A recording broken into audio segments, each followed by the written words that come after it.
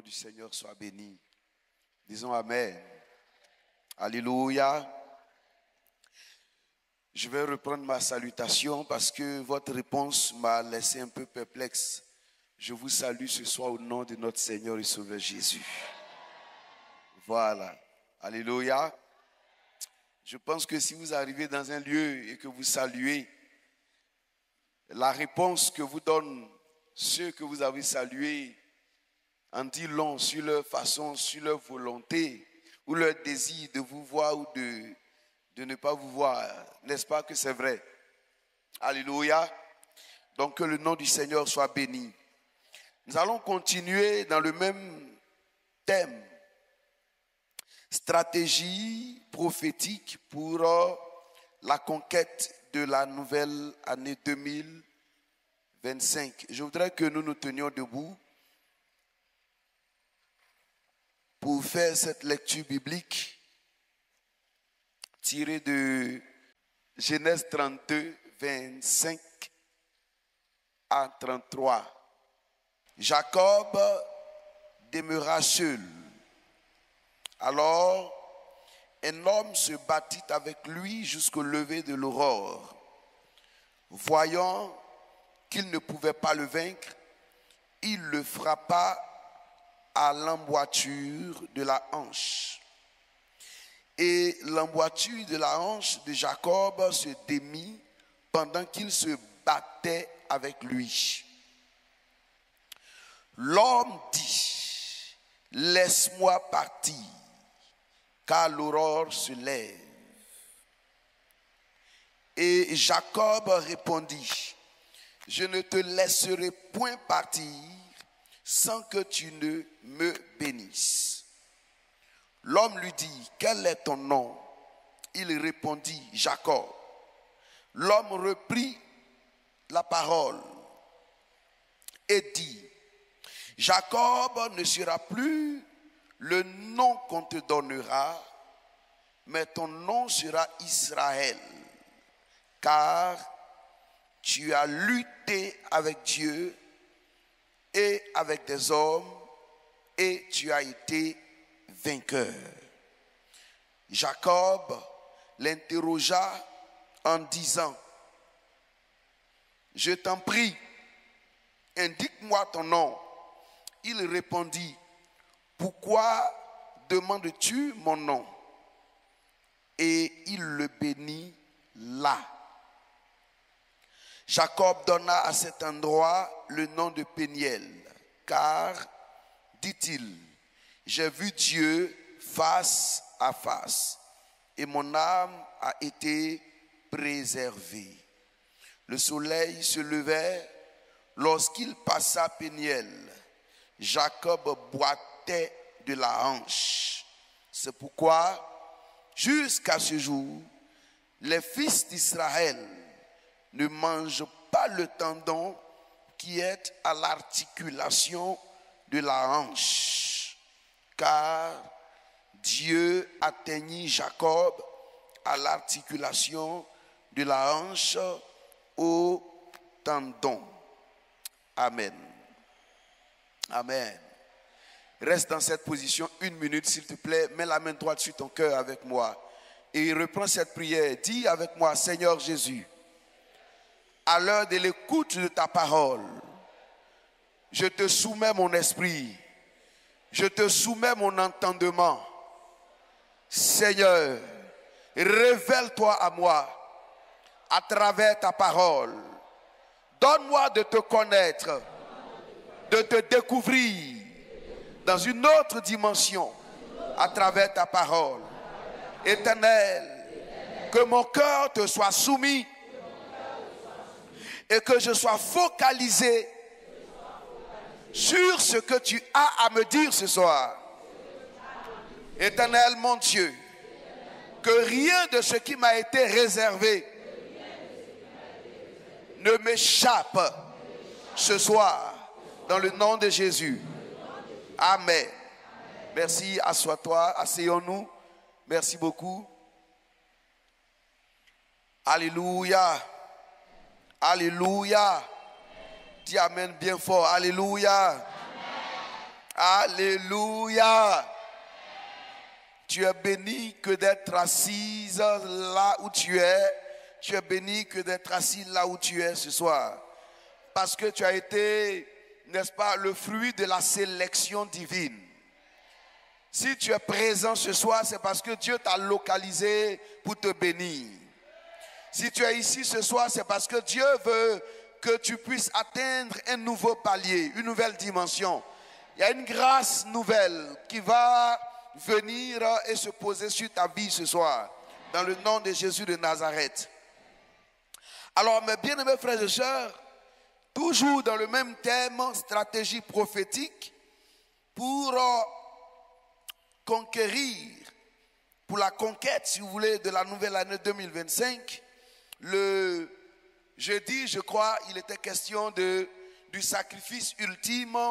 Nous nous étions basés sur le texte de 2 Rois, chapitre 3, versets 26 à 27. Aujourd'hui, notre texte de base, c'est Genèse, chapitre 32, versets 25 à 33. De quoi s'agit-il? Écoutez-moi bien et nous allons partager les stratégies qui sont dans ce texte pour que nous puissions posséder l'année 2025.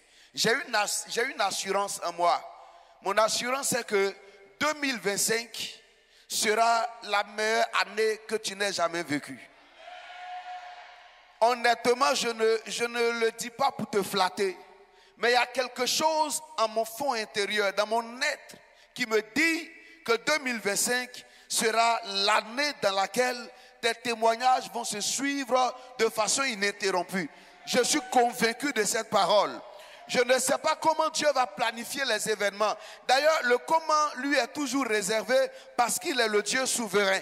Chaque fois que Dieu voulait faire quelque chose et qu'il a annoncé à l'un des témoins à qui il s'est révélé et que ce dernier lui a demandé comment les choses vont-elles se passer, Dieu a toujours répondu en disant cela ne dépend pas de toi. Alléluia. L'essentiel, tu as eu la révélation. Mais comment la révélation va s'accomplir, ça ne dépend pas de toi. Ça dépend de celui qui a parlé. Parce que s'il a parlé, c'est que sa main est capable d'accomplir ce qui est sorti de sa bouche. Donc je ne sais pas comment vont se faire les choses. Mais une chose est certaine, c'est que 2025 sera une année où tes témoignages seront différents. Ton amen me fait un peu étrange, comme si tu ne croyais pas. J'ai cru même que tu te lèverais pour dire l'amen parce que tu es d'accord. Alléluia. Alléluia. 2025, tu rendras une qualité de témoignage, mais des témoignages troublants. Parce que le genre de bénédiction que Dieu va t'accorder sera les bénédictions troublantes. Tu vois, c'est le genre de bénédiction que Dieu, par l'ange Gabriel, apporte à Marie, qui est vierge et qui lui dit tu seras enceinte. La Bible dit troublé par la parole. Il y a des prophéties, quand on nous les annonce, nous sommes troublés. Parce qu'on se demande comment une telle chose peut-elle être possible. Mais tu sais, le Dieu de toutes les possibilités rendra toutes choses possibles dans ta vie parce qu'il te l'a annoncé. Si Dieu t'a parlé, c'est parce qu'il sait que lui, Dieu peut le faire. Sinon, regarde, si Dieu ne va pas faire, il ne te l'annonce pas. Il dit, voici, je ferai de nouvelles choses. Mais avant qu'elles n'arrivent, je te les annonce. Dieu te les annonce pour que tu sois dans l'étonnement. 2025 sera une année d'étonnement pour plusieurs d'entre nous. Ah oui, 2025 sera l'année de l'étonnement de beaucoup de personnes ici. Alléluia.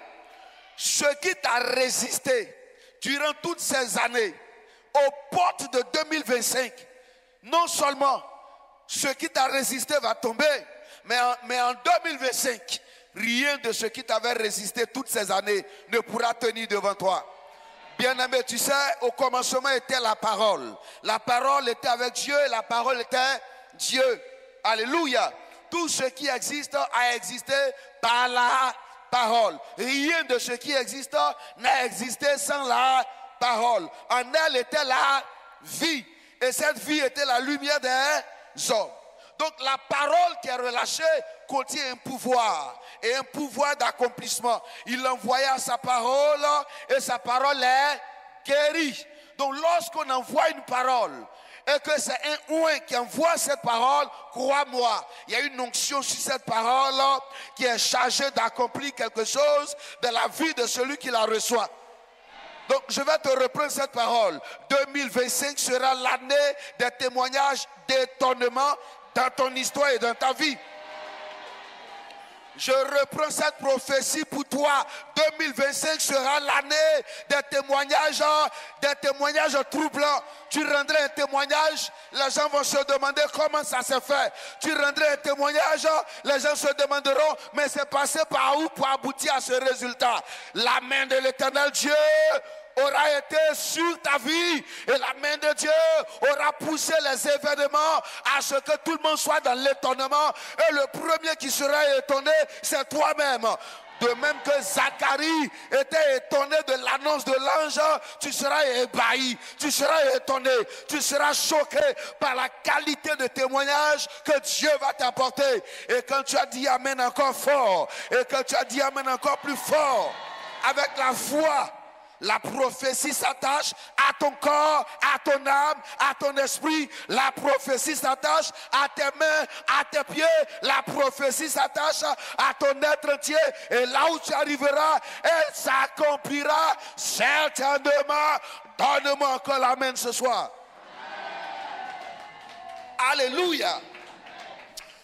Allons-y voir. Merci, asseyons-nous une minute. Allons-y voir dans ce texte. De quoi est-il question? La Bible dit, sinon la Bible nous rapporte un récit assez étrange, un récit mais qui est à la fois merveilleux et qui contient plusieurs leçons que nous pouvons retenir. De quoi est-il question? Voyez-vous, un homme s'appelait Isaac. Cet homme Isaac a donné naissance à deux fils. Donc vous connaissez les noms, Ésaü ou Ésaü et puis Jacob. Et il est rapporté que dans le ventre de leur mère, les deux enfants, les jumeaux, alléluia, faisaient déjà des histoires. Et à la naissance, le petit frère du nom de Jacob tenait le tendon, le talon, n'est-ce pas, de son grand frère. Et les deux enfants sont nés. Il y avait une coutume en leur temps. C'est qu'avant le départ du fils vers l'éternité, avant le départ du père vers l'éternité, la coutume était que le père transmette la bénédiction au fils. Et donc, Jacob, qui a pour père Isaac voyant ses jours approcher, voyant qu'il est plus proche de l'éternité, il appelle son fils premier-né, Ésaü, et il lui dit, cours en brousse, me chercher un gibier et fais-moi, on va dire quoi, une soupe, alléluia, que je mange et que mon âme te bénisse. Il est écrit que la mère des deux enfants, Rebecca, qui entendait aux portes, va courir vite, appeler Jacob et lui dire, ton père est prêt à partir, mais il est aussi prêt à laisser la bénédiction à Ésaü. Afin que cette bénédiction soit pour toi, cours vite, prends un chevau, qu'on l'apprête rapidement pour ton père. Vous connaissez le stratagème de Jacob. Il porte la peau de l'animal, puisqu'il est renseigné dans les récits bibliques que la peau de son frère, le jumeau Ésaü, était plutôt velue. Donc il porte la peau de l'animal et il prend le repas qu'a concocté sa mère. Il rentre là où le vieux Isaac est couché et puis il va lui dire, Père, j'ai apporté la nourriture que tu m'as demandé. Le vieux ne voyait plus parce qu'il était fort vieux, avancé en âge. Je prie que Dieu nous fasse la grâce d'être fort vieux, avancé en âge, sans les pathologies des vieux. Non, disons amen bien. Alléluia. C'est-à-dire sans être aveugle, sans être paralytique, sans avoir de problèmes d'arthrose, de diabète. Que Dieu nous éloigne de tout ça au nom de Jésus. Et donc le vieux qui ne voit plus, néanmoins reconnaît le son de la voix de son fils Isaac, de son fils Ésaü. Il dit, mais la voix là, c'est la voix de Jacob. Approche que je te touche. Parce que le père savait faire la différence. Jacob approche, le père touche Jacob. Il dit, mais la voix est celle de Jacob, mais la peau est celle de Ésaü. D'accord, il n'y a pas de souci. Il donne la bénédiction à Jacob. Et Jacob s'enfuit. Lorsque le père se rend compte que Ésaü est revenu de la chasse, il a fait la soupe, ou le kégenou si vous voulez. Lorsqu'il approche son père lui dit, ton frère est passé, je lui ai déjà donné la bénédiction. Et Ésaü va pleurer amèrement. Il va même demander à son père, n'y a-t-il plus de bénédiction pour moi? N'y a-t-il que cette seule bénédiction qu'a reçue mon frère? En dehors de cela, tu n'as plus rien d'autre pour moi. Et son père lui dit, va avec ton épée, tu vivras avec ton épée. Et l'histoire, c'est ça non? Voilà, va avec ton épée et c'est avec elle que tu vivras. Mes frères et mes sœurs, ainsi donc depuis ce jour-là, et Jacob va prendre la direction de la maison de sa mère, il va aller se réfugier chez son oncle Laban. Quant à Ésaü, si vous voulez, il va prendre une autre direction. Et puis, ce qu'on va nous rapporter par la suite, c'est plutôt ce qui concerne Jacob. Je commence par là pour que ce que je vais dire dans cette portion que nous avions lue, vous puissiez comprendre le fond de ma pensée. Voici ce qui va se passer de ce qu'on nous rapporte de la vie de Jacob qui a été béni. Voici un gars, on dit il a été béni. Quand il se rend chez son oncle Laban, il va travailler pour son oncle Laban. Il travaille. Mais au moment où son oncle doit le payer, le récit raconte que son oncle divise le salaire par 10. C'est-à-dire à la fin du mois, avec tous les, comment je dis ça, les efforts qu'il a fournis, lorsqu'on doit le payer, on lui donne le salaire divisé par 10. Voici un gars qui est béni, hein? Mais on divise son salaire par 10. Et ainsi de suite, ça continue. Il est là, il se rend compte qu'il souffre. Malgré la bénédiction, il souffre. Vous savez, si vous vous mettez dans la peau de quelqu'un pour prendre ce qui est à lui, ce qui est à autrui ne vous bénéficiera jamais. Alléluia. Ce que vous avez ravi à quelqu'un et dont vous voulez jouir ne vous rendra jamais service. C'est pourquoi avant d'aller plus loin, si tu as pris quelque chose qui n'est pas à toi et que la chose est encore avec toi, va rendre la chose à son propriétaire. Parce que cette chose va te créer beaucoup plus d'ennui que de bénédiction. Elle ne va jamais même t'apporter de bénédiction. Jacob est là, il se rend compte que les années passent, mais sa vie demeure la même. Les années se succèdent, mais sa vie demeure la même. Il va passer 21 ans dans cette affaire-là. Alléluia. Il va passer 21 ans dans cette affaire-là. Et comme il s'appelle Jacob, si tu veux, qui signifie celui qui supplante par la ruse. Jacob ne veut pas dire menteur. Jacob veut dire celui qui supplante par la ruse. Celui qui vainc par la ruse. Celui qui obtient ses victoires par la ruse. Jacob va alors mettre en place lui aussi des stratagèmes pour contrer son beau-père Laban, son oncle Laban. Jacob veut marier une femme qu'il a aimée, l'une des filles de Laban, Rachel. Son père lui dit, le père de Rachel lui dit à Jacob, va travailler dans les champs 7 ans pour que tu payes la dot. C'est quelle dot on paye en 7 ans de travaux champêtres? Alléluia. Voici un gars qui est béni. Mais simple dot là, pour lui là, c'est 7 ans de travaux champêtres. Alléluia. Regarde quelqu'un, dis-lui, fais attention. Non, j'ai dit de regarder quelqu'un et puis de lui dire, fais attention. Dis-lui bien, fais attention. Dis-lui, comment tu as eu ce que tu appelles bénédiction? Demande-lui, comment tu as eu ça? Amen. Alléluia. Est-ce que quelqu'un m'entend ce soir? Le gars va travailler dans les champs pendant 7 ans. Et 7 ans durant, le jour du mariage arrive. Lorsqu'on va lui donner la femme qu'il a aimée, Rachel, je ne sais pas si on lui a bandé les yeux, je ne sais pas comment ça s'est passé. Le lendemain matin, à son réveil, la femme qu'il était censé avoir, Rachel, c'est Léa qu'on lui a donnée. Je ne sais pas si tu comprends un peu cette affaire-là. C'est-à-dire que voici un gars qui est béni, il travaille bien, ça c'est un. Mais le salaire qu'on doit lui donner, on divise par 10. De 2, il aime une femme, il veut marier la femme. On lui dit la dot là, c'est 7 ans de travaux champêtres. Mais comme il aime la femme, il travaille. Les 7 ans arrivent. Au bout des 7 ans, la femme qu'il est censé avoir, c'est une autre qu'on lui donne à son réveil.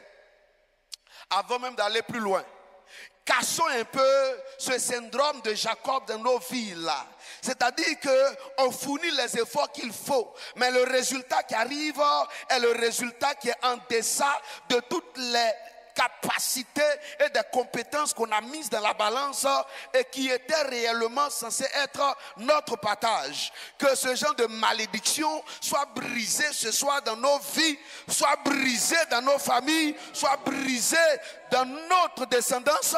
Oh, regarde, ton amen il m'énerve ce soir. J'ai dit que ce genre de malédiction soit brisé, que ce genre de malédiction soit renversé. C'est quoi cette affaire? Tu travailles et puis le temps de te payer, on divise ton salaire par 10. Et tu es obligé d'aller à la maison frustré.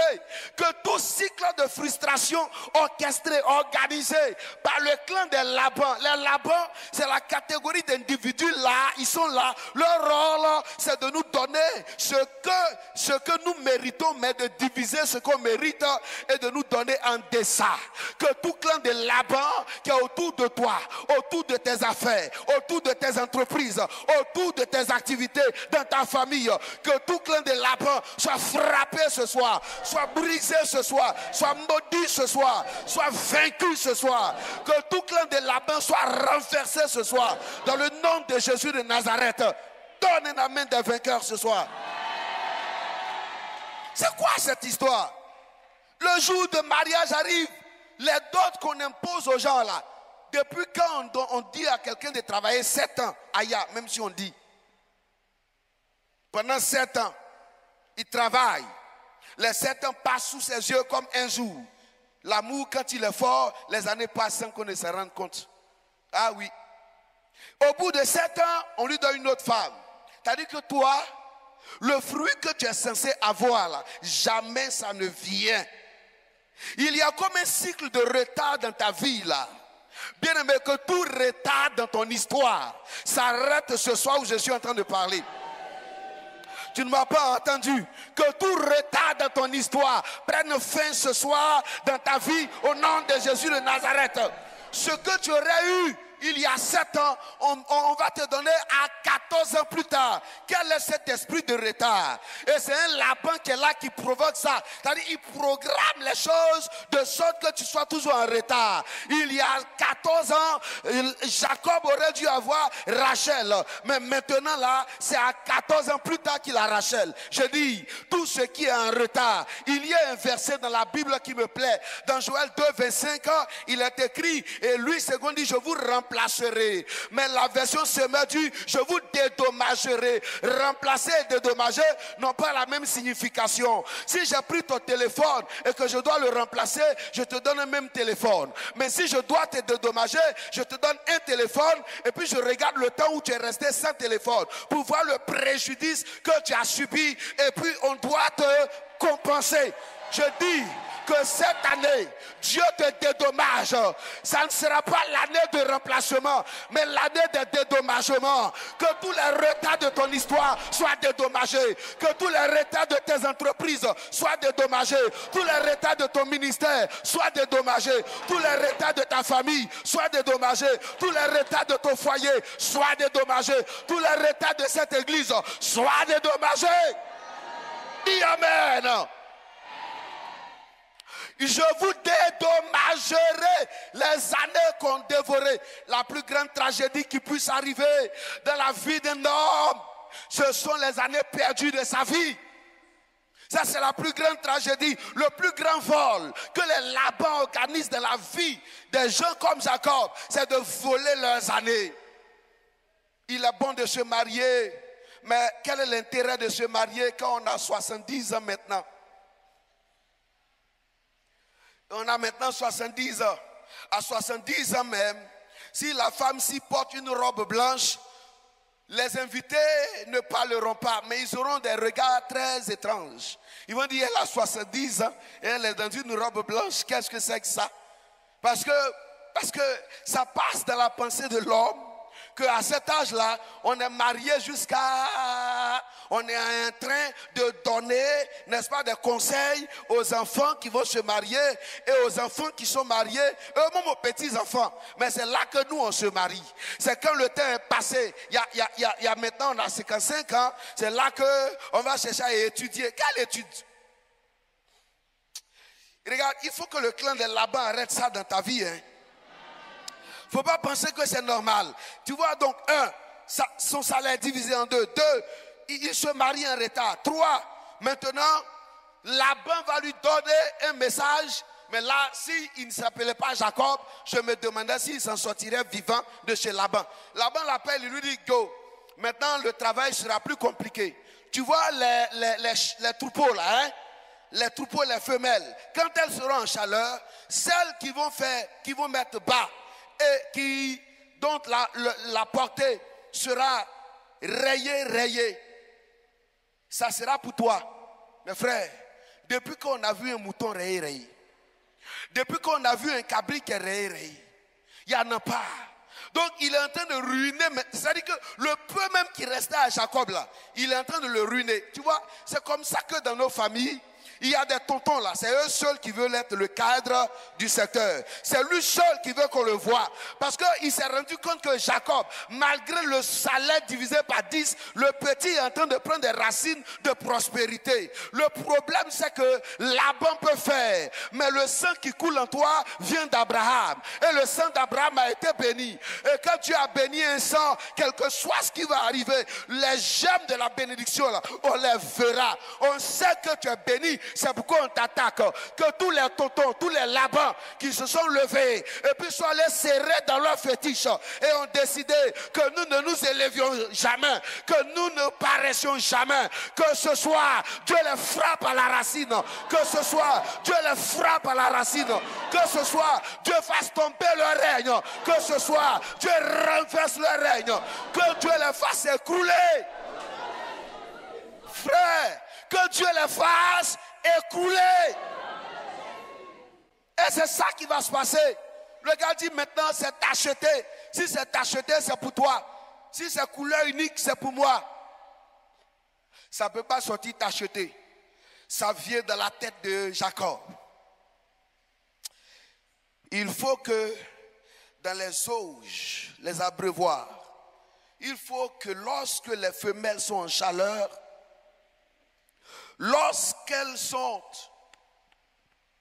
en chaleur, comme on le dit, et qu'elles ont des choses dans leur sein, des petits dans leur sein, il faut qu'on mette en place un principe scientifique qui est que ce au contact de quoi la grossesse est, finit par contaminer la grossesse. Donc Jacob est là et puis il aperçoit 3 arbres, peuplier, amandier, platane. Il coupe leurs branches et puis il dépose sur les auges, sur les abreuvoirs. Et puis ça trace dans l'eau. Quand les brebis qui ont des portées, qui sont en chaleur viennent, quand elles viennent pour prendre de l'eau au contact de leur grossesse en griffe, n'est-ce pas? Les rayures contaminent la grossesse. Quand ça sort, là-bas est étonné que ça sort rayures. Ce soir, que tous les Labans qui ne s'attendaient pas à ce que ça sorte rayures, ça sortira rayures. Tu m'as pas dit amen. Je dis, ça sortira rayures. Ils ont dit que ça ne veut pas sortir Réu, t'acheter. Ça sortira Réu, ça sortira t'acheter. Maintenant, la tendance est en train de s'inverser. Il se trouve que c'est Jacob qui commence à avoir beaucoup plus de troupeaux dans la maison de son oncle, le sorcier là-bas. Ton oncle sorcier là, tu vas régner, tu vas prospérer sous ses yeux.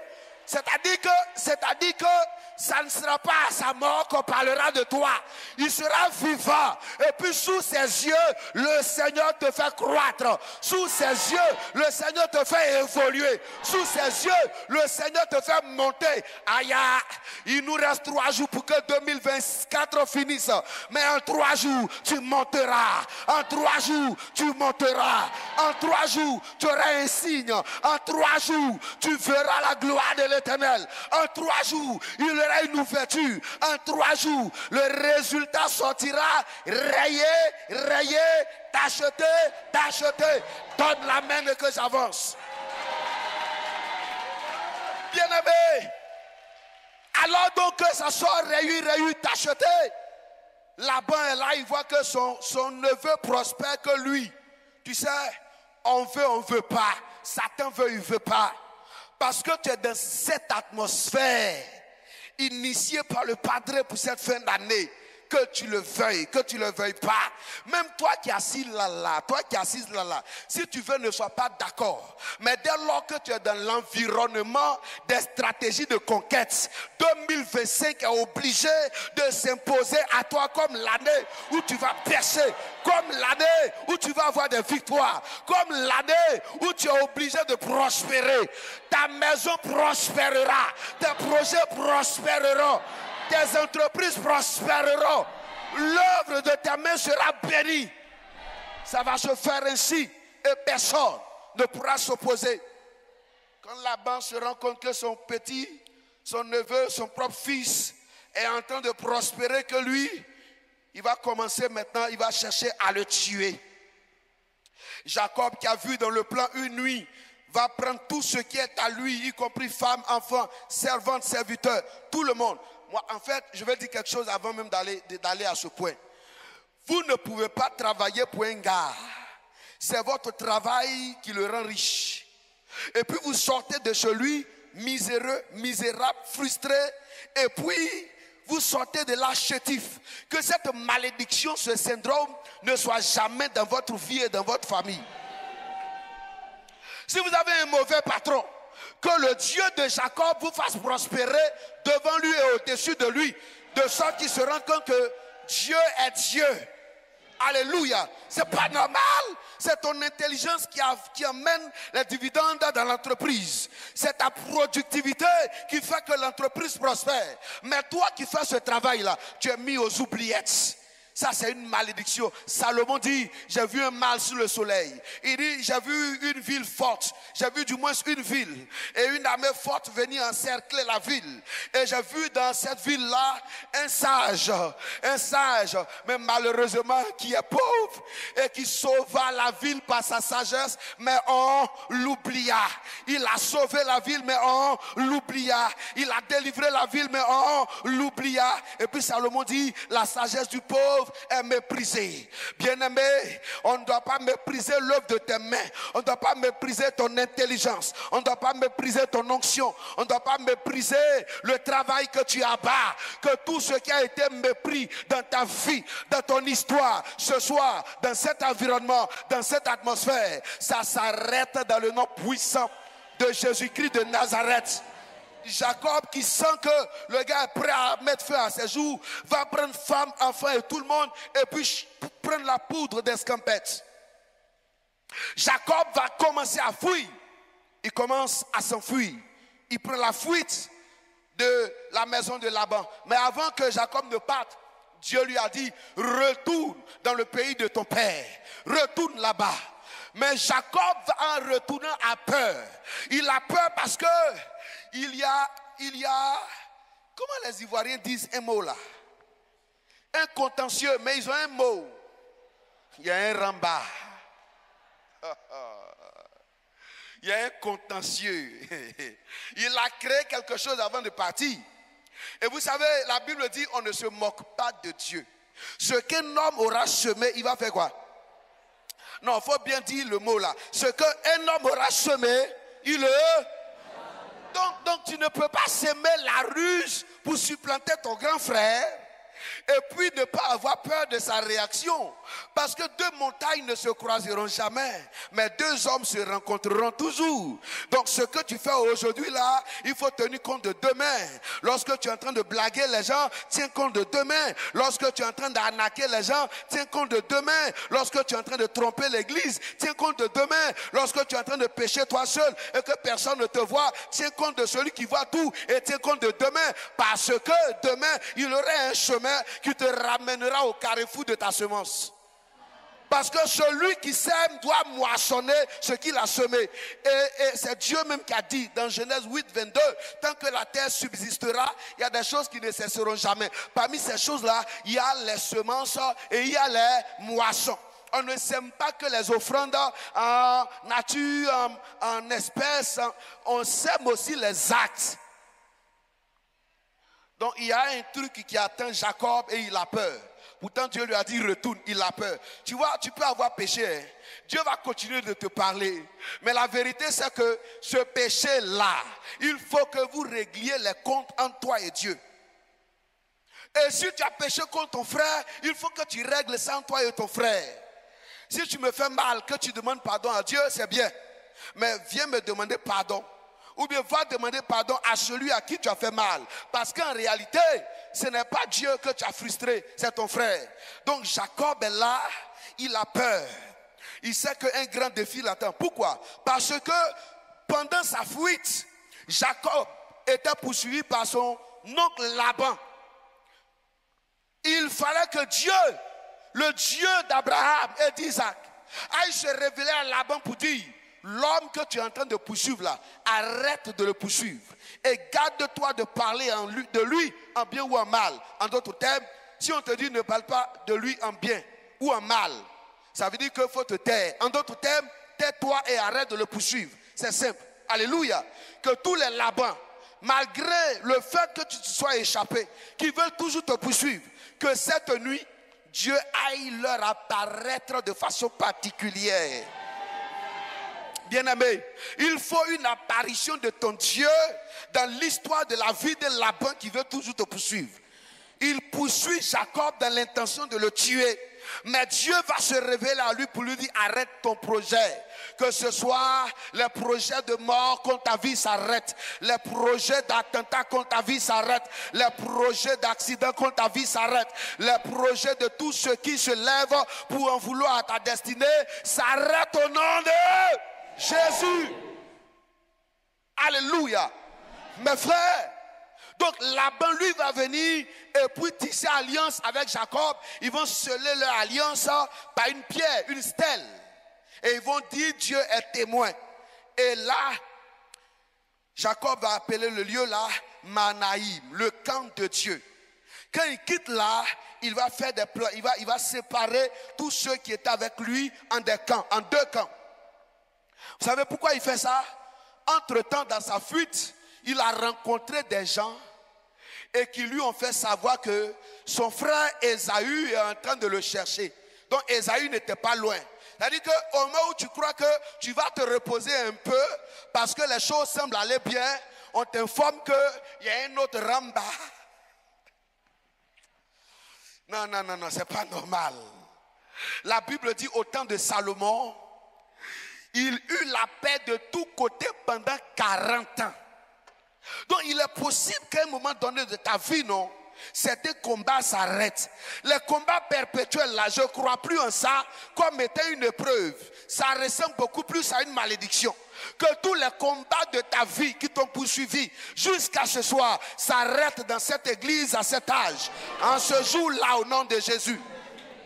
Bien-aimé, alors que Jacob pensait qu'il était un peu tranquille et qu'il se reposerait, il a l'information que son frère Ésaü l'attend.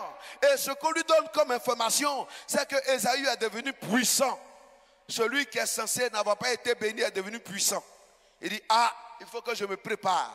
Et c'est là que mes frères, nous touchons le texte que je vous ai donné et je me demande si nous rentrerons bien sûr dans ce texte. Comprenez très bien. Lorsqu'il y a les deux camps, après il va faire d'autres camps. Il dit, il prend ces deux femmes et ces deux servantes, ça fait 4 camps. Et il prend les bergers de chaque troupeau, chacun forme des camps. Et puis il met d'abord les servantes devant. Après ces femmes devant. Tous ceux qui ont ces troupeaux, il les met encore derrière les femmes. Et puis lui-même il est derrière. Et il dit à ceux qui sont devant, si vous rencontrez Ésaü, mon frère qui est en colère, dites-lui que tout ce qu'on possède là, c'est de ma part un cadeau pour lui. Alléluia. Et puis le récit dit, peut-être qu'en voyant les dons que je vais lui faire, son cœur s'attendrirait et que sa colère s'apaiserait contre moi et peut-être m'accueillerait-il avec bienveillance. Ça veut dire que le gars sait que ce qu'il a fait au gars là, si le gars veut se venger, c'est sa mort. Tu sais, le jour de ta mort, comme c'est Dieu qui t'a dit va et que tu as, n'est-ce pas, l'humilité dans ton caractère. Parce que quand Jacob voit Ésaü venir, il commence à se mettre à genoux. C'est-à-dire que le gars commence à se prosterner, à reconnaître de façon humble que son grand frère, toujours le grand frère. Grand frère, c'est toi le grand frère. Grand frère, c'est toi le chef. Grand frère, pardon. Et la Bible dit, il se met à genoux 7 fois. Et puis, son grand frère le voit. Ésaü le voit et le récit dit, les deux s'embrassent et les deux se mettent à pleurer. Il va arriver à un moment donné de ton histoire, à cause du fait d'avoir reconnu tes torts et de l'humilité de cœur que tu auras eu et de la façon de te prosterner devant Dieu et devant à qui tu as fait tort, le Dieu des cieux provoquera, n'est-ce pas, le renversement de la situation de sorte que ce qui devait t'enterrer est ce qui va plutôt t'élever. De sorte que ce que tu devais perdre, au contraire, tu rentreras dans ces choses-là. Alléluia. Ésaü va dire à son frère Jacob, garde ce qui est à toi, car l'Éternel m'a mis dans l'abondance. Je prie que dans nos familles, chaque frère garde ce qui est à lui, parce qu'il n'y a pas de raison de donner à l'autre, parce que tout le monde est dans l'abondance. Que toutes les familles de El Kabod, qu'en 2025, on soit tellement dans l'abondance que, j'ai cru que tu te lèverais pour saisir avec foi cette parole. Qu'on soit tellement dans l'abondance qu'on n'ait pas à donner à quelqu'un ou qu'on n'ait pas à demander à quelqu'un, mais que ce soit nous qui soyons les donateurs, au point même de prêter à des nations. Dis amen sur cette parole et que la grâce de Dieu s'attache à toi. Alléluia. Alléluia. Quelle famille bénie. Garde pour toi, car je suis de l'abondance. Le neveu n'ira pas chez le tonton. S'il se rend visite, c'est pour festoyer. Parce que tout le monde est dans l'abondance. Que l'esprit d'abondance descende en 2025. Que l'esprit d'abondance descende en 2025. Ta petite activité que tu fais qui ressemble à rien, que Dieu prenne cette petite chose et que Dieu lui donne une allure d'une grande chose qui te produit des résultats au-delà de tes attentes, des résultats au-delà de ce que tu imagines. Que cette grâce s'attache à tes mains, qu'elle s'attache à tes pieds, qu'elle s'attache à l'œuvre de tes mains. Donne un amen de vainqueur et reçois la grâce. Alléluia. Alors donc, regardons ceci ce soir. Merci, asseyons-nous une minute. Regardons mes bien-aimés frères et sœurs. Quand Jacob se rend compte de tout ce qui va lui arriver, voici ce qui est écrit. Jacob va se séparer de ses femmes, ses servantes, ses enfants, de ses serviteurs et tout le monde. Et le verset 25 qui dit, Jacob demeura seul. Oui, oui. Le verset 25, c'est écrit là.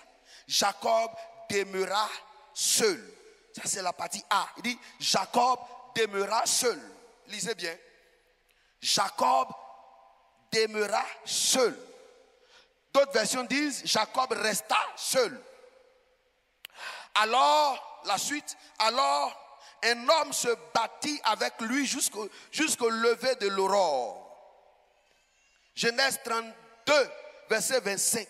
Jacob demeura seul. Ça dépend, hein. Dans ma version, c'est le verset 25.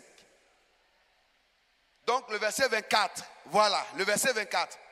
Jacob demeura seul. Dans d'autres versions, 24. Alléluia. Mais dans ma version, c'est 25. Jacob demeura seul. Alléluia. Bien-aimé, regardez, écoutez-moi très bien. Ma première stratégie de ce soir, quand tu regardes les défis qui sont en face de toi, et puis tu sais que ça peut t'emporter, il faut avoir la stratégie de la retraite spirituelle. La stratégie de se retirer, la stratégie de rester seul. La plus grande victoire se remporte lorsqu'on est seul. Alléluia. Vous avez vu, je vous ai donné tout le contexte depuis la bénédiction qu'il a ravie à son frère. Jusque là pour que vous compreniez. Parce qu'il allait rencontrer un homme qui est devenu puissant. Il sait que son frère n'est pas content de lui. Il sait que si Laban l'a raté, mais ce n'est pas sûr que Ésaü le rate. Mais pour que Ésaü n'arrive pas à le vaincre, il faut que Jacob utilise une stratégie. Mes frères et mes sœurs, écoutez-moi très bien ce soir. Il y a quelque chose, je l'ai dit le jeudi, il y a quelque chose que Dieu nous demandait en première position. Le sacrifice ultime. Ce soir, qui va être donc la suite de mon message, qui va être donc la deuxième stratégie, c'est la stratégie de demeurer seul. Chrétiens et chrétiennes, demeurons seuls. Mes frères et mes sœurs, les prières d'ensemble sont pour un temps, mais les prières qui ont le plus d'efficacité, ce sont les prières où nous sommes seuls, luttant avec Dieu. Ce que Jacob nous apprend là, c'est que vraiment les gens n'ont pas menti. La vie est un combat. Et même quand les gens le disent, ils sont en retard sur Jésus, parce que Jésus a dit, depuis le temps de Jean-Baptiste, le royaume des cieux est forcé. Et ce sont qui s'en emparent? Qui sont ceux qui... Ce sont les... Non, tu n'as pas bien dit. Ce sont les... Non, le royaume des cieux est gratuit, c'est ça? Non, le royaume des cieux est cadeau, c'est ça? Voilà pourquoi je n'aime pas ce cantique que les gens chantent là. Cadeau, cadeau, Jésus donne tout, cadeau, mariage, cadeau, voiture, cadeau, maison, cadeau. Frère, si c'est vrai ce qu'on dit là, demain matin, nous tous, réveillons-nous, rendons-nous à Céphao, rendons-nous à Place, allons-y et puis prenons les choses. Lorsqu'on sera à la caisse, disons aux gars qui sont là, Jésus a donné tout cadeau, donc c'est mon cadeau, je vais le prendre. Si nous tous, on ne se retrouve pas à la Maca, c'est que vraiment, c'est que le monde a vraiment changé. Il ne donne pas cadeau, c'est pas cadeau. Mes frères, on ne gagne pas les choses cadeaux. Jésus dit, depuis que Jean-Baptiste a mis ses pieds sur la terre, le royaume des cieux est forcé. Or, il est écrit dans Jean 3, 27.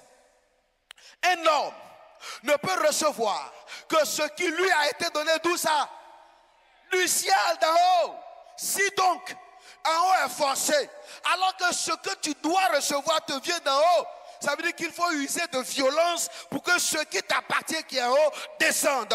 C'est l'heure de la violence. C'est l'heure de la violence. Je dis c'est l'heure de la violence spirituelle. Jacob a compris que demain là, les autres défis là, j'ai supplanté.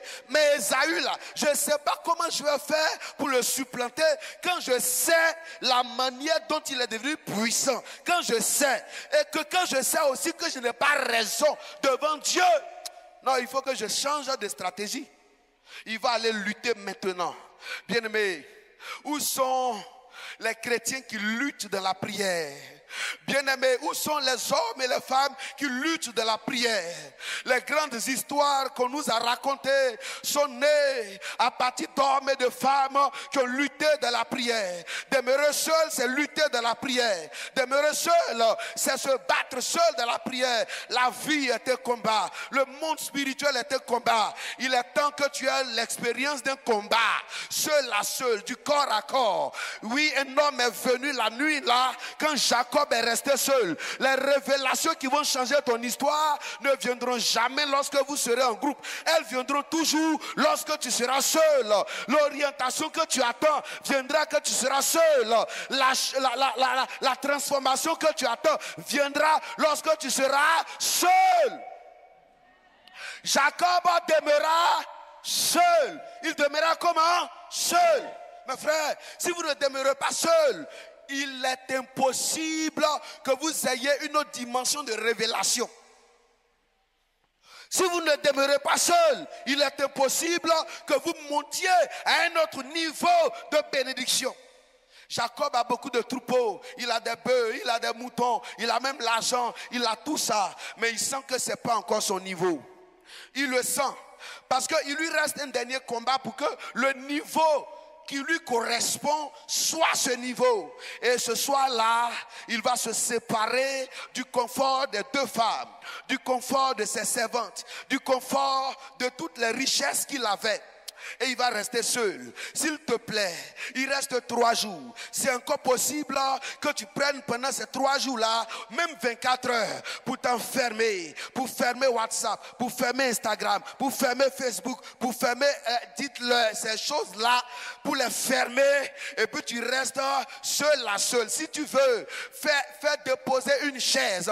Et puis dis-lui, viens t'asseoir qu'on parle. Parce que j'ai vécu tel nombre d'années jusqu'en 2024.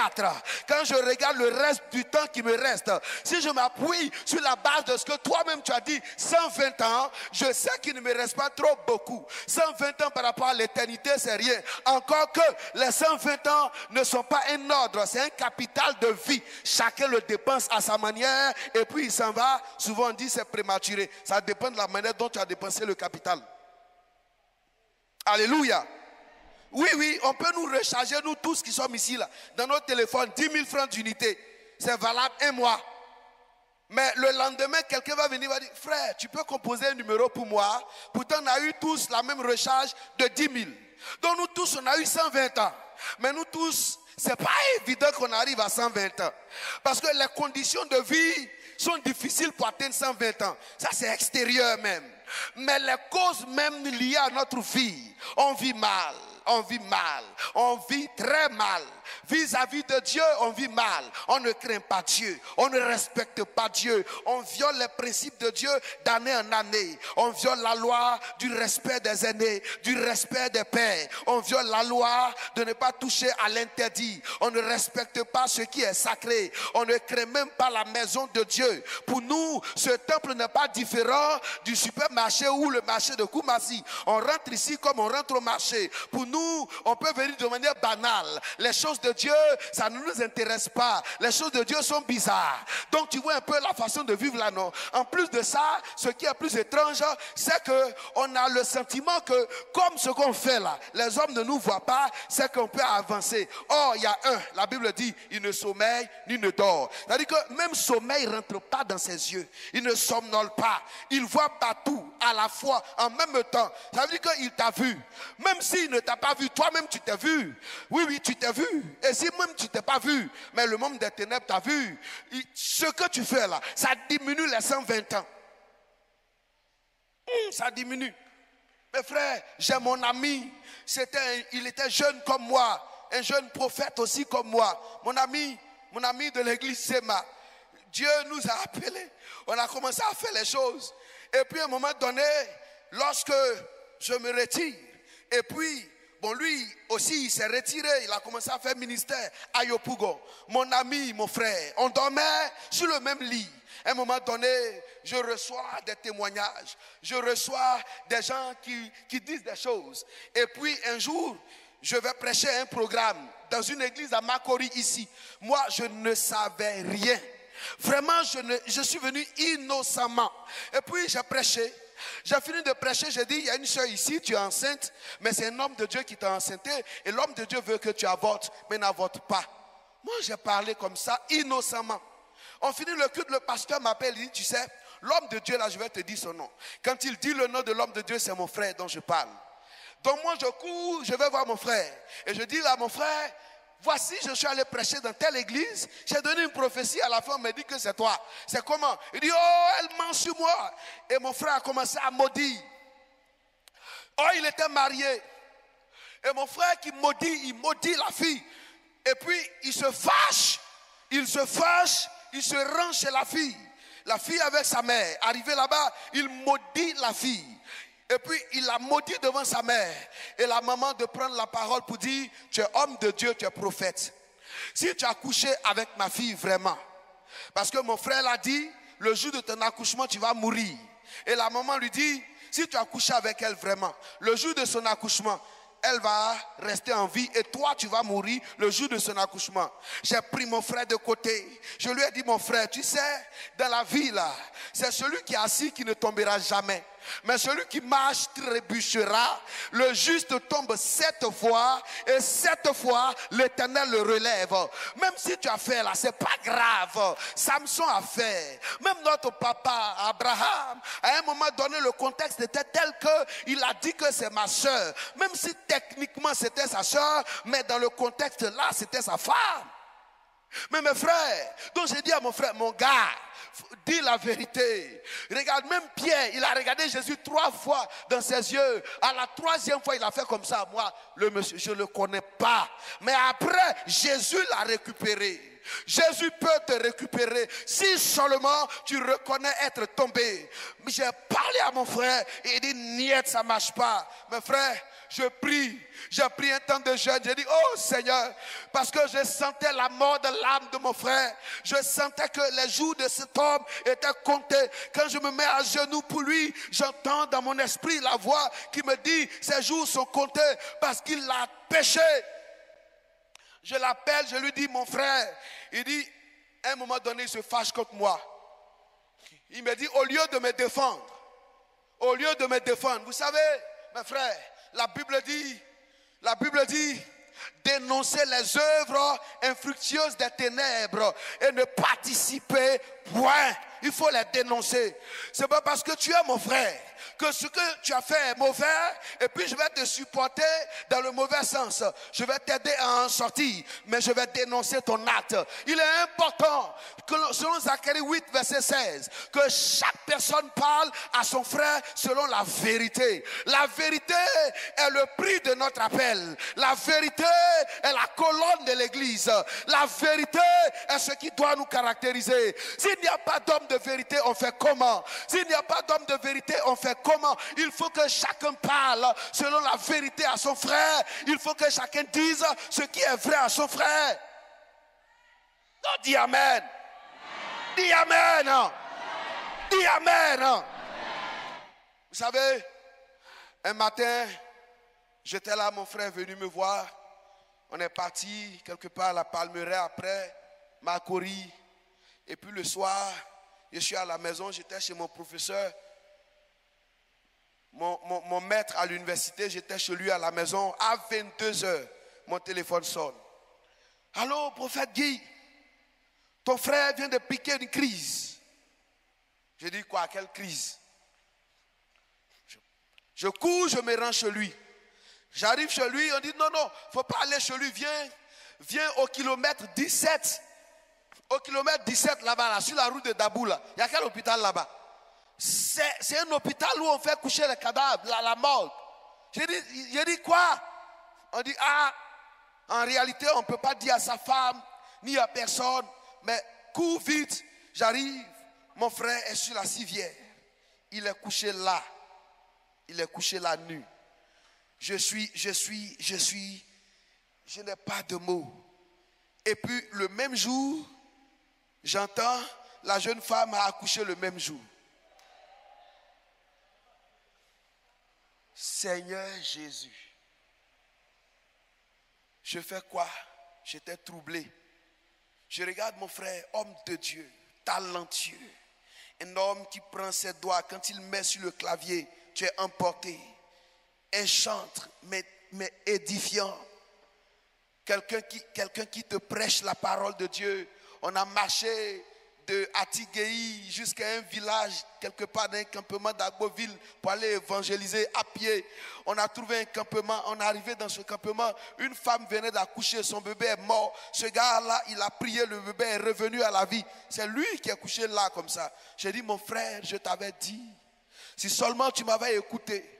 Mes frères, est-ce que vous comprenez un peu ce qui est en train de se passer?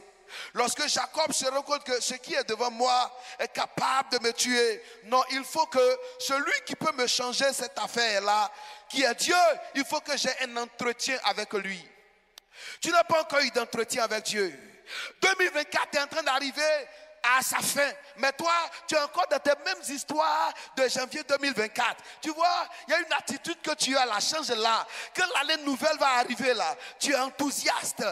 Tu vas dire l'année de mon année. Il n'y a pas l'année de mon année sans une attitude qui est changée. C'est une nouvelle attitude.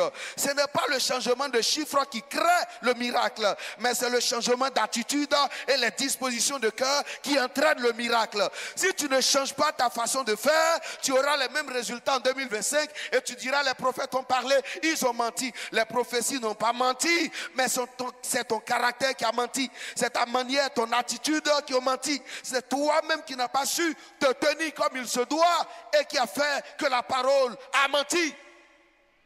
Retire-toi un peu s'il te plaît. Tu es trop commun. C'est-à-dire que tu n'as pas... Regardez, un chrétien normal, vraiment c'est ce que je crois. Un chrétien normal, il doit avoir au moins 3 jours de la semaine où il jeûne. Ça, c'est ce que moi je me dis qui est normal. Un chrétien normal, c'est ce que je crois. Il doit avoir au moins 2 heures, 40 minutes par jour pour prier, au moins. Je me dis c'est ce qui est normal. Mais nous ne sommes pas des gens normaux. On n'est pas normaux. Parce que toute l'année, 365 jours, même 40 jours de Sinaï, on fait comme ça. Aujourd'hui, on est dedans. Demain, aujourd'hui, là, mon ulcère s'est réveillé. Aïe, aïe. Oh, Seigneur. Je crois que demain est mieux. Apportez-moi un peu de lait. Parce que là, mon ulcère, là, il a attendu Sinaï. 40 jours, il ne peut pas. Et puis il saute, hein. Quand le lendemain arrive, il est là, hein. 8h, 9h, entre 9h, 10h, dit, hey, le creux là, ce creux que je sens là, il risque de m'apporter. Non, attends, je vais attendre. Non, le lendemain, je crois que je serai en forme. Je vais me préparer. Mes frères, il n'y aura pas un jour où tu seras en forme. Parce que c'est une affaire de violence. Le corps n'aime pas qu'on le fatigue. Le corps n'aime pas qu'on le prive de ses sommets qu'il aime tant. Le corps n'aime pas, n'est-ce pas, qu'on le prive, n'est-ce pas, de sa nourriture qu'il aime tant. Tu vois, le corps n'aime pas ça. Donc, si tu veux faire ça, là, c'est une affaire de violence. Quand tu es là, et puis ton corps dit, ulcère s'est réveillé. Dis à l'ulcère, là, depuis quand je n'ai pas, tu ne te réveilles pas. Hein. C'est aujourd'hui où on commence un programme, là, que tu te réveilles, toi. Moi aussi, je me réveille. En fait, nous deux, on doit se réveiller. Tant que tu ne confrontes pas ce gars-là, il va se réveiller et te faire endormir. On réveille-toi et puis donne-lui un bon coup de poing, il va dormir. Dis amen là-bas. Donne-lui un bon coup de poing, il va dormir à jamais. Retire-toi un peu, tu ne te retires pas. Mes frères, bien-aimés frères et sœurs, prions, jeûnons. Jacob demeura. Je n'ai pas entendu. Jacob demeura. Jacob demeura comment? Il demeura. Il demeura seul. Il demeura tout seul. À un moment donné, reste seul. C'est rien. Ce que tu vas gagner plus tard ne sera en rien comparable au temps que tu es resté seul. Demeure seul. Voilà, demeure seul. Un petit moment, rentre toi seul. Quand tu sors d'ici, là, après le sacrifice ultime, demeure seul. C'est la deuxième stratégie. Demeure seul. En 2025, ça là, pardon, prends des temps, demeurer seul. Je me suis rendu compte que la prière là, il ne s'agit pas seulement de prier, mais la prière doit obéir à des critères. Moi, je te donne quelques critères de cette prière. Écoute-moi, cette prière doit être une prière quotidienne. Une prière quotidienne. Deuxième critère, une prière sérieuse. Troisième critère, une prière rigoureuse. Quatrième critère, une prière fervente. Cinquième critère, une prière persévérante. La prière fervente du juste a une grande efficacité.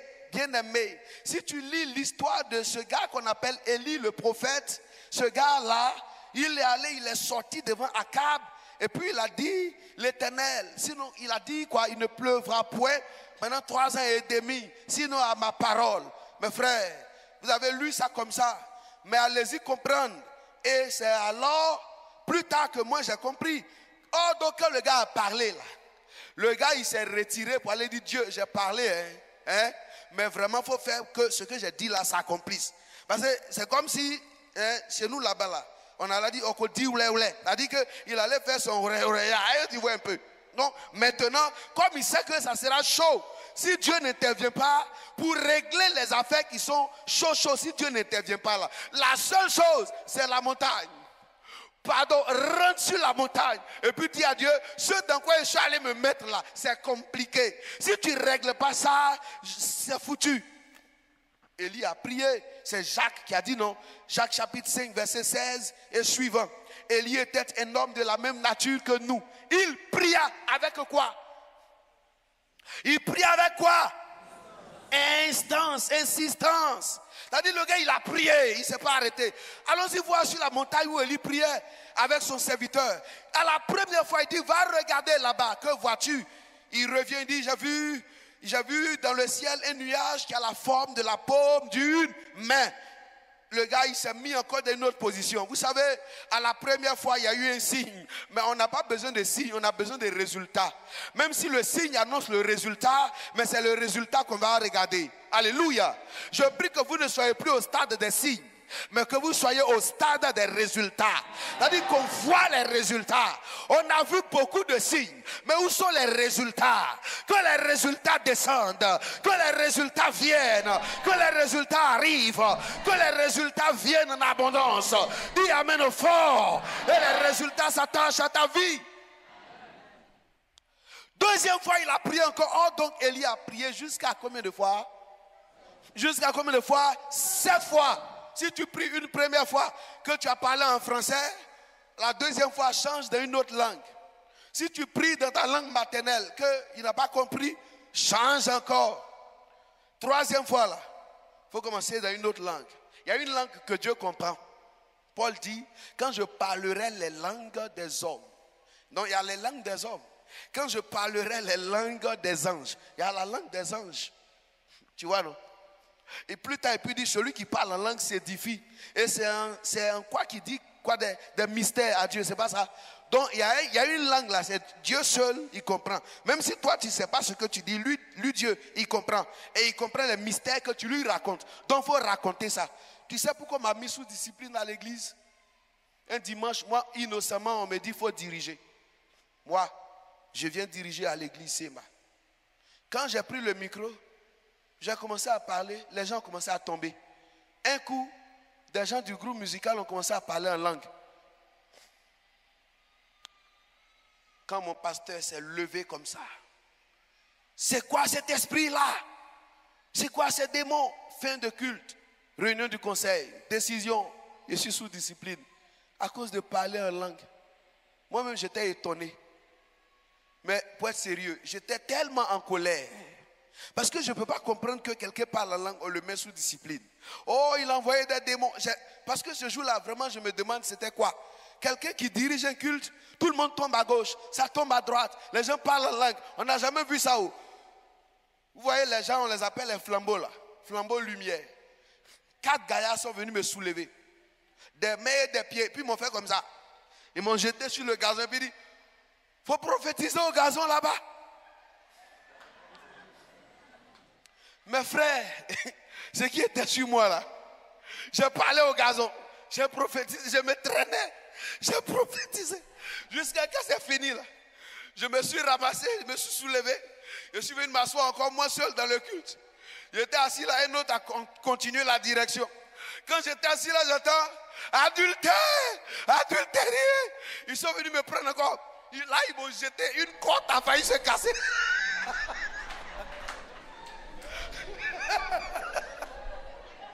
Tu sais, mais je vais te dire. Moi, je sors tout droit. Si tu connais Boisflé, je sors tout droit de l'église des Assemblées de Dieu qui est à Koblata, chez pasteur Nawa Frank. Et je me mets tout droit à Gbanou à l'église Sema. C'est comme ça. Les deux églises là sont comme ça. Donc, moi, je suis à l'école de dimanche aux Assemblées de Dieu. Je suis le seul élève de l'école de dimanche des AD qui n'a pas fait examen pour aller au grand temple. Un dimanche matin, l'onction était trop sur moi. Donc, je suis arrivé, j'ai dit, je suis au grand temple. Le frère qui dit, il dit, mais toi, tu à l'école de dimanche, non, il dit, tonton, Aujourd'hui, nuit, quand j'ai dormi là, une voix m'a dit de m'asseoir au grand temple. Donc, où moi, je suis arrêté là. Je ne vais plus à l'école de dimanche. Le frère là, il m'a regardé jusqu'à dire, il dit non, assurément, tu n'es pas normal. Donc, va t'asseoir au grand temple. Je suis allé m'asseoir au grand temple. Je suis assis, on fait le temple. On fait le temple. Mon moniteur de l'école de dimanche, il est professeur à l'université de Boaké. Il était mon prof au collège, au lycée moderne de Boisflé, M. Loukou Fulbert. Il est prof titulaire en stylistique, quelque chose comme ça. Voilà, c'est lui. C'est lui qui était mon moniteur. Donc, ils se sont dit à mon moniteur que ton élève là, il dit qu'une voix lui a dit. Il dit, mais si une voix lui a dit, laissez-le aller. Donc, je suis assis dans le temple, le culte commence. À un moment donné, je vois les pasteurs là, ils parlent en langue. Moi aussi, je suis assis là-bas. Quelque chose est tombé sur moi, j'ai commencé à parler en langue. Les gars se regardent, ils disent, mais qui est ce petit là? Oh, voici, moi, dans tout mon monsieur Kwaku, je suis là. Donc, imagine-toi, dans mon élève, je suis élève. Imagine-toi un peu. Là, je me lève en plein culte et puis je commence à prophétiser. Je parle. Quand le culte finit, mon pasteur, il me prend de côté. Il dit, mais tu es rempli de l'Esprit de Dieu. Et puis il commence à me parler, me donner des conseils. Voilà. C'est un gars comme ça qui quitte là. Et puis un dimanche, il se retrouve dans une autre culte. La première fois même de faire que je suis un peu dépaysé. Le cantique numéro 40.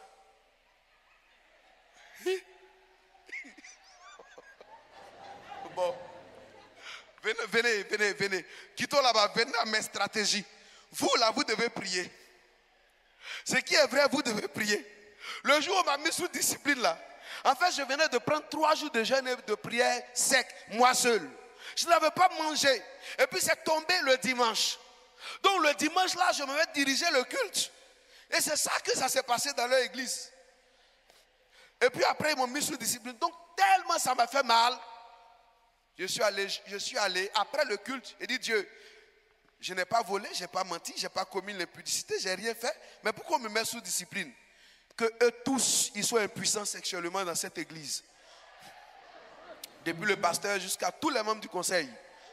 C'est comme ça que je suis allé prier. J'ai mon coin là-bas à Boisflé. C'est une colline, c'est là-bas que je vais prier. C'était ma prière. Je ne savais pas que Dieu m'avait écouté, mes frères.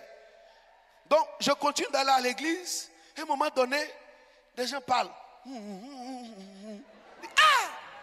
Les gens parlent. Qu'est-ce qui se passe?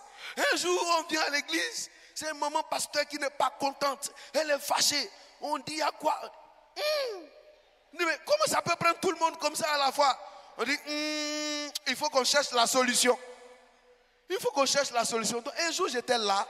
Et puis, un ancien vient, il me touche. Il me dit, petit, toi, je sais que tu n'as pas un esprit normal. Je sais que ce qui nous arrive là, tu es pour quelque chose. Qu'est-ce que tu as fait? Je lui ai dit, qu'est-ce qui vous arrive, ancien? Il dit, non, moi je vais te dire.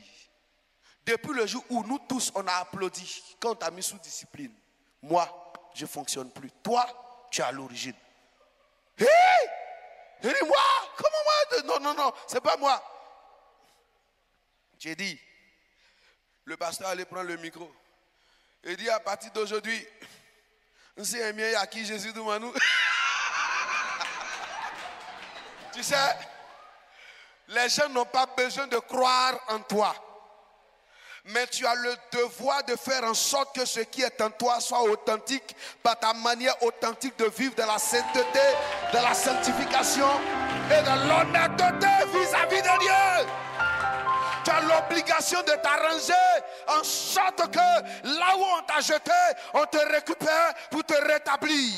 Et le jour-là, ils m'ont rétabli à la même chair. J'ai pris le micro, j'ai dit, Seigneur, qu'ils deviennent tous garçons dans leur foyer. Ils ont tous été guéris. Oui. C'est parce que tu n'étais pas encore retiré. C'est parce que tu n'es pas encore allé seul, toi seul. Allez, Jacob a vu le gars là. Il dit, voilà, c'est ce que j'attendais. Aujourd'hui, c'est ton pied, mon pied. Mon frère, viens vers moi. Ou bien j'appelle un pasteur. Pasteur, viens. Regarde, Jacob a pris le gars. Le gars est venu. Je ne sais pas comment il s'est arrangé. Et puis il est venu là où Jacob était. Oh, Jacob, c'est le gars des apparitions. Il est habitué aux apparitions. Il sait qu'aucune apparition ne vient par hasard. Cette apparition doit changer les données de la rencontre de demain. Cette apparition doit changer les données de 2025. Il a vu le gars et il a attrapé le gars. Le gars dit, il faut me laisser partir. Il dit, tu ne bouges pas. Il dit, non, il dit, tu ne bouges pas. Il dit, regarde, le jour va se lever. Je suis une catégorie d'esprit. Le soleil ne doit pas se lever sur moi, sur la terre. Il dit, aujourd'hui, tu manges ton totem. Est-ce que tu as déjà dit à Dieu, tu manges ton totem? Il dit, non, tu ne bouges pas. Tu vas goûter aujourd'hui ton totem. Tu vas goûter le totem. Il dit, laisse-moi. Il dit, tu me bénis d'abord. Il dit, non, non, quel est ton nom? Que c'est quoi avoir avec une bénédiction et puis non? Il dit, mais quel est ton nom? Avant de lui dire son nom, il le frappe là. Jacob le laisse.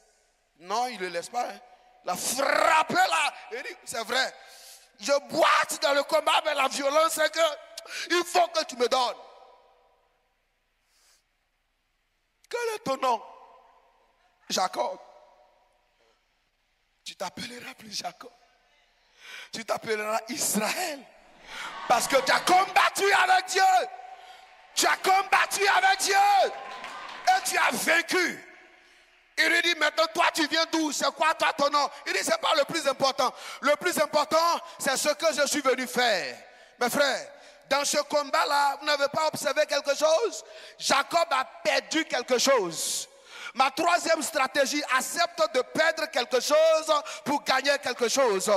Accepte de perdre quelque chose pour gagner quelque chose. Et là où Jacob a perdu quelque chose et qui m'a choqué, le gars l'a frappé à l'emboîture de la hanche. Tapez et cherchez. À l'emboîture de la hanche, vous trouverez des organes vitaux, dont précisément les reins. C'est pourquoi le totem de ces gens-là a été de ne jamais manger le tendon à l'emboîture de la hanche qui est en réalité les reins. Les reins c'est quoi? Les reins ça filtre le sang. Les reins c'est quoi? Dans ici quand je lis, les reins c'est le symbole de ce qui est saint, de ce qui est pur. Accepte de perdre cette chose, ce péché qui te plaît. Accepte de rentrer dans la sainteté. Même si tu dois être béni boiteux, mieux vaut être un béni boiteux que d'être droit et ne pas avoir la bénédiction et d'avoir toujours des combats inutiles derrière sa vie. Jacob a accepté de perdre quelque chose. Regardez, dans Jérémie 15, le verset 19, la Bible dit, si tu sépares ce qui est utile de ce qui est vil, l'emboîture de la hanche, c'est le milieu. Si tu sais séparer ce qui est en bas de ce qui est en haut, si tu sais séparer ce qui est pur de ce qui est impur, si tu sais séparer ce qui est vil de ce qui est précieux, alors tu auras ce que l'Éternel te demande. Oui, il a frappé. Chrétien, on veut être droit et être béni. Les bénis ne sont pas droits car les bénis ont été frappés là où ça fait mal. Accepte qu'on te tape là où ça fait mal. Laisse-moi tomber cette vie de menteur dans laquelle tu vis. Laisse-moi tomber cette vie d'adultère. Laisse-moi tomber cette vie d'impudicité. Laisse-moi tomber cette vie d'arnaqueur. Laisse-moi tomber cette vie d'idolâtre dans laquelle tu vis. Laisse-moi tomber cette vie de paresseux. Tu es paresseuse. Tu es paresseux. Tu dors trop. Laisse-moi tomber ça. Jacob a perdu l'emboîture de sa hanche. Et la Bible dit l'emboîture de sa hanche se démit. Désormais Jacob était un boiteux. Mais un boiteux béni. Je préfère être un boiteux béni que d'être un droiteux. Je crée le mot. Mais un droiteux maudit. Dis amen. C'est-à-dire je suis droit et puis j'ai des combats. Demain mon frère va me tuer. Non. Je vais boiter aujourd'hui pour que quand demain mon frère me voit, il y ait la réconciliation qui était la chose la plus improbable possible. Oh oui, elle était vraiment très improbable, cette réconciliation. Mais c'est elle qui a eu lieu. Pourquoi? Parce qu'il a accepté de perdre quelque chose. Accepte de perdre et tu auras des choses. Jésus, il nous a appris ce principe. Celui qui veut garder sa vie la perdra. Mais celui qui la perdra pour moi la gagnera. Va et vends tous tes biens. Alléluia. Perds cette chose. Regarde. Ici là, perds quelque chose. Faut boiter. Nous ne sommes pas des gens normaux. Quelqu'un te regarde dehors. tu fumais, il voit que tu ne fumes plus, mais le gars ne va pas t'aimer. Tu n'es plus normal. Qu'est-ce que j'ai dit? Tu n'es plus normal. Frère, tu n'es plus normal. Paie une chose et tu gagneras. Il a boité. Et la Bible, depuis ce jour-là, Jacob se mit à boiter. Jusqu'à la suite. Mais quand il a accepté qu'on le frappe là, qu'est-ce qui a changé? Son nom a... Donc sa bénédiction était liée à son nom. Tu ne t'appelleras plus Jacob, mais tu t'appelleras Israël. C'est-à-dire celui qui a vaincu 7 fois. Or, si vous étudiez le chiffre 7, on vous dira que c'est le chiffre de Dieu qui représente l'infini divin et la perfection. Alléluia. Alléluia. Donc quand le nom de Jacob est transformé en Israël, celui qui a vaincu 7 fois, ça veut dire qu'il vient de s'ouvrir dans la vie d'un homme un cycle de victoire ininterrompu qui va réjaillir sur ses descendants dans l'immédiat jusqu'à ce que aujourd'hui nous aussi, l'Israël spirituel que nous sommes, parce que héritiers des promesses de Dieu en Abraham, nous continuons de bénéficier de la même alliance. Bien-aimés frères et sœurs, les gens d'avant qui étaient avant nous, qui ont obtenu de grandes victoires, nous ne pouvons pas obtenir leur victoire si nous ne faisons pas ce qu'ils ont fait. Alléluia. On ne créera pas un autre chemin, c'est le seul chemin. Suivons-le et nous allons être bénis. Donc, accepte de perdre. Je termine avec ma quatrième là. Ça sera la 5e. Ça sera la 4e. Ça sera ma 4e stratégie. La première, j'ai dit, le sacrifice ultime. La deuxième, demeurer seul. La prière d'intimité. J'ai donné les critères de cette prière. Quotidienne, sérieuse, rigoureuse, fervente. Tu vois tout ça. Voilà. Et donc la troisième, j'ai dit, il faut accepter de perdre quelque chose. Alléluia. Alléluia. Donc la 4e maintenant, la 4e, c'est ça, hein? C'est la 4e chose maintenant, mes frères. Jacob aurait pu dire, et c'est là des fois le piège qui nous est tendu. Jacob aurait pu dire, j'ai été béni. Même s'il y a des combats, ce n'est pas grave. Ce que j'ai, ça me suffit. Mais non, Jacob a dit, je ne te laisse pas partir sans que tu ne me bénisses. Ici, ma 4e stratégie, j'ai dit, il faut en demander plus. Demande encore. Désire encore. Le niveau que tu as n'est pas le niveau réel auquel Dieu t'a appelé. Aie soif d'une autre dimension. Aie soif d'un autre niveau. Moi, j'ai soif d'un autre niveau. J'ai soif d'une autre onction. Ah, bien aimé, j'ai dit j'ai soif d'une autre onction. Je veux des croisades à la manière de Jésus. Où tous les malades qui viennent à la croisade guérissent. Aucun malade ne repart avec une exhortation de lui dire, il faut croire, Dieu va faire ça demain. Je veux une onction où Dieu fait ça maintenant, là. Il doit se révéler à nous comme étant le Dieu de maintenant. Comme étant le Dieu qui agit sur place. Je veux une onction, non, où dans l'église, il n'y a pas de malade. Je veux une onction, non, où dans l'église, le Dieu qui agit à un tel niveau que les païens n'ont plus besoin qu'on parle. Qu'ils nous regardent, ils nous suivent parce qu'ils voient Dieu à travers nous. Oh oui, Dieu dit, faisons l'homme à notre image et à notre ressemblance. Logiquement, on ne doit plus voyager pour aller chercher Dieu. En te regardant, on doit voir Dieu. En te regardant, en te suivant, on doit voir Dieu. Je prie Dieu que tu sois l'image de Dieu. Je prie Dieu qu'on voit Dieu à travers toi. Désire encore plus. Cherche encore. S'il te plaît, cherche encore. Même si c'est au plan professionnel, cherche encore. Même si c'est au plan financier, cherche encore. Même si c'est au plan de l'onction, cherche encore. Moi, nous autres, c'est l'onction qu'on cherche encore. Ah, l'onction des... Vrai, l'onction. L'onction vraie. Vrai, l'onction. Vrai, l'onction. Vrai, l'onction. Papa, l'onction. Non, faut pas qu'on se blague. Il nous faut l'onction. Il nous faut l'onction. Des fois, les gens n'ont pas peur parce qu'ils ne voient aucune puissance se manifester. Oui. J'ai toujours des témoins. En 2023, ça là. un dimanche, un cargo de policiers est venu m'arrêter à l'église. Oui. Je suis au bureau, on dit, hey, des policiers sont là. Quelqu'un est allé me convoquer pour qu'on vienne m'arrêter. Je dis, ok. Donc je sors. Ce jour-là, j'ai dit à toute l'église, on s'habille en rouge pour venir. Je sors, le lieutenant qui était à la tête de ce groupe qui est venu m'arrêter là. Quand je sors, je le salue. Quand il attrape ma main, il me dit, homme de Dieu, mais vous êtes en feu. Je vais être clair. On a reçu l'ordre de venir vous arrêter. Mais je ne veux pas mourir parce que j'ai des enfants. Et je ne veux pas avoir de palabre avec Dieu parce que je connais beaucoup d'hommes de Dieu. On a même arrêté certains. Quand vous m'avez salué, le feu que j'ai senti en moi, homme de Dieu, bénissez-nous, nous on va rentrer. Si on arrive là-bas, on va leur dire ce qui s'est passé. Frère, c'est comme ça que les gens m'ont laissé en paix. C'est comme ça que, même récemment, la croisade qu'on a organisée, c'est comme ça que le commissaire dit, on vous envoie des éléments.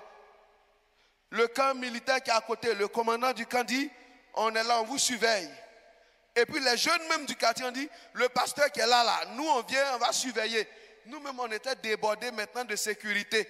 En dehors des anges qu'on ne voyait pas, les hommes qui pouvaient assurer la sécurité étaient là. Non, je veux l'onction. Je veux quelque chose encore. Je veux une autre dimension.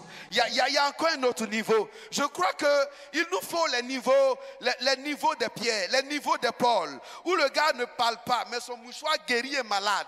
Or nous là, on crie au nom de Jésus. On brise toute notre corde vocale. On brise toutes nos cordes vocales. Mais le résultat, rien. Il nous faut cette onction. L'onction de Pierre, l'onction de Paul. Il nous faut l'onction. L'onction où tu ne te déplaces pas. Mais le mouchoir guérit le malade. Le paralytique se lève. Le boiteux marche. L'aveugle voit. La stérile fente. Le mort ressuscite. Tu vois, il nous faut l'onction. Où l'homme d'affaires bloqué est débloqué. Il nous faut l'onction. L'apôtre Paul a dit un verset de la Bible et ça me plaît. Il dit, nous rendons plusieurs riches, mais on nous traite de pauvres. C'est pas grave. Il nous faut une onction pour rendre nos fidèles riches, nos chrétiens riches, nos chrétiens hommes d'affaires riches, nos chrétiens hommes, femmes d'affaires riches. Il nous faut l'onction. C'est l'onction qui fait ça. Parce que dans ce monde concurrentiel, il y en a qui boivent le sang le matin avant de sortir. Nous allons boire le sang de Jésus, mais avec l'onction quand on sortira, il nous faut ravir les marchés. Cette année, tu raviras tous les marchés auxquels tu souscriras au nom de Jésus de Nazareth. En 2025, aucun marabout ne te résistera, aucun sorcier ne te résistera, aucun franc-maçon ne te résistera. En 2025, aucun sorcier ne te résistera. En 2025, aucune entité maléfique qui te combat ne te résistera, parce que Dieu te donnera la victoire et ta victoire sera incontestable et incontestable. Au nom de Jésus. Chrétiens, il nous faut l'onction. Jacob a dit bénis-moi. Et la Bible dit il le bénit là. C'est ma 4e stratégie. C'est ma 5e. C'est ma 5e. Regardez, la Bible dit et il le bénit là. Verset 30. Ici dans le verset 30. Sors le verset 30. Jacob l'interrogea en disant indique-moi ton nom. Il répondit pourquoi demandes-tu mon nom? Et puis la fin du verset dit et il le bénit là. En tout cas dans ma version ici c'est le verset 30. Et il le bénit là. Et il le bénit là. Verset 30. 29 ailleurs. Voilà. Et il le bénit là. Ouais, puisque c'était le 24, donc c'est le 29. Voilà. Et il le bénit là. Mes frères, ma 4e stratégie, croyez-moi, il y a un lieu. Ma 5e, pardonnez. Ma 5e stratégie, il y a un lieu où Dieu te bénit. Tu n'as pas dit amen. Je dis ça, permettez-moi de prier pour vous, de prier ensemble avec vous quelques 5 minutes. Et puis je dépose le micro puisque demain il y a le culte. Alléluia. Mes frères. Et il le bénit là. Il y a un lieu de bénédiction. Il y a un lieu de bénédiction. Et le lieu de bénédiction, tu sais c'est lequel? C'est le lieu dans lequel Dieu se révèle à toi. Là où Dieu se révèle à toi, c'est le lieu de bénédiction. Oh, Dieu s'est révélé à toi dans cette église. Ça veut dire que ton lieu est là, avec accent sur le A de là, c'est El Kabod. Oh, je prie que El Kabod soit ton lieu là. C'est-à-dire le lieu où Dieu te bénit, le lieu où Dieu te grandit, le lieu où Dieu t'élève, le lieu où Dieu te lance comme une flèche et qui atteint sa cible. J'ai cru que tu dirais Amen bien fort. Et Dieu le bénit là. Dans tout lieu, on cherche Dieu, on peut le trouver. Mais il y a dans des lieux stratégiques de manière spécifique, une révélation particulière de Dieu. Dieu te bénit là. Des fois, des gens disent, je veux s'aimer dans une bonne terre. Mes frères, moi j'ai lu la Bible, je me suis demandé, c'est quoi la bonne terre? C'est où la bonne terre? Je suis parti de l'expérience même de Jacob le même. De Jacob, même d'Isaac, même d'Abraham. Mes frères, un lieu pour moi, la bonne terre, le lieu qu'on cherche, qu'on appelle la bonne terre. L'homme de Dieu qu'on cherche, qu'on appelle la bonne terre. Parce qu'on dit des fois, il faut s'aimer aussi dans le bon homme de Dieu. Mes frères, l'homme de Dieu qui est la bonne terre. Le lieu qui est la bonne terre, c'est le lieu où c'est l'homme de Dieu à travers qui Dieu s'est montré à toi dans une autre dimension que tu n'avais pas. C'est lui la bonne terre. Un gars peut être petit, un gars peut être grand, un gars, peu importe sa forme, sa taille, son âge. Mais si Dieu l'a utilisé pour apporter une dimension à ta vie, dans quelques domaines de ta vie que ce soit, c'est lui ta bonne terre, c'est lui ta bonne terre, c'est lui ton là. Et la stratégie que tu dois avoir, c'est d'entretenir ce lieu-là. Et la Bible dit que Jacob bâtit là un hôtel. Mes frères et mes sœurs, ici, si je veux parler d'hôtel, je vais dire, il sera là une offrande d'alliance, une offrande de connexion. Il apporta quelque chose pour marquer la révélation qu'il a eue. Il se connecta avec ce qu'il a apporté. Chaque fois que Dieu s'est révélé à l'un des hommes de la Bible, ces gens-là à qui Dieu s'est révélé ont apporté une offrande là où Dieu s'est révélé à eux. Donc il y a un lieu là. Et ma dernière stratégie, c'est l'offrande pour sceller ce que Dieu vient de faire là. Et j'ai fini mon message. C'est pour sceller ce que Dieu vient de faire là. Un jour, je racontais à Padre une affaire, une histoire. J'ai prié pour un monsieur. J'étais prêt de prêcher quand il m'appelle. Il dit, prophète Guy, tu peux me trouver au plateau? Je le trouve au plateau. Tu peux prier pour moi? On prie. Il me sort un tableau. Il y avait plein de chiffres comme ça.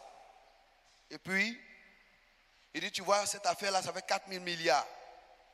Si tu pries que ça se débloque, je vais te donner la dîme. J'ai fait. Il dit, waouh. Je me suis mis à genoux dans ce plateau, dans le bureau de ce gars-là. J'ai prié.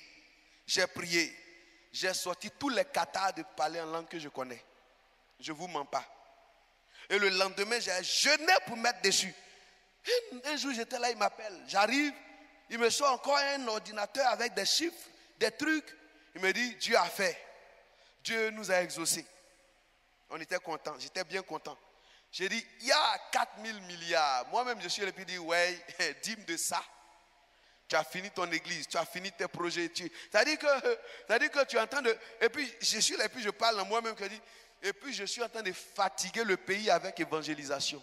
Tous les villages et les sorciers vont rendre témoignage que il y a quelqu'un qui a racheté les âmes qu'il mange là. Donc, je me vois comme ça, quoi, équipé. Et puis, un soir, le monsieur là m'appelle. J'arrive chez lui et puis il me regarde droit dans mes deux yeux. Et puis il me dit, Guillaume, quand je te donne la dîme de 4 000 milliards, qui font 400 milliards, tu vas faire quoi avec? Yeah. Je suis allé rappeler tous les diables de ma famille pour les maudire. Parce que j'étais convaincu qu'il y a un lien qui me suit. Non, c'est vrai, ça fait rire, mais ça fait mal. Le gars me dit, non, Guy, quand je te donne la dîme de... Tu fais quoi avec ça? Il me dit comme ça, tu fais quoi avec ça? Je dis, hey! Donc quand je priais, c'était normal. Mais quand le résultat tombe, ce n'est plus normal.